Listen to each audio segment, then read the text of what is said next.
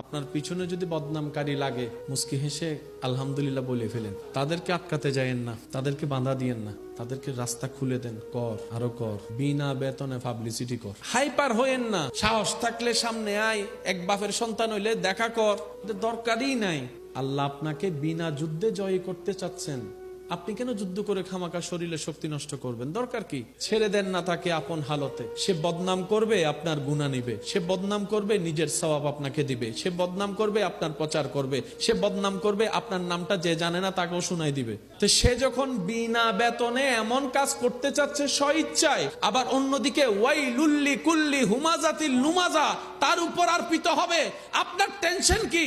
আপনার কাজ হচ্ছে রবের উপর ভরসা করে ধৈর্য ধরে বসে থাকা, আর কোনো কাজ নাই। করতে দেন দুশমনকে দুশমনের কাজ, করতে দেন আপনার চাচা জেরাকে সম্পদ খাওয়ার কাজ, করতে দেন, করতে দেন। একদিন আপনার ধৈর্যটা রবের যদি পছন্দ হয়ে যায়, ইন্নাল্লাহা মা'আস সাবিরিনের নিয়ামত আল্লাহ আপনাকে দান করে দিবেন।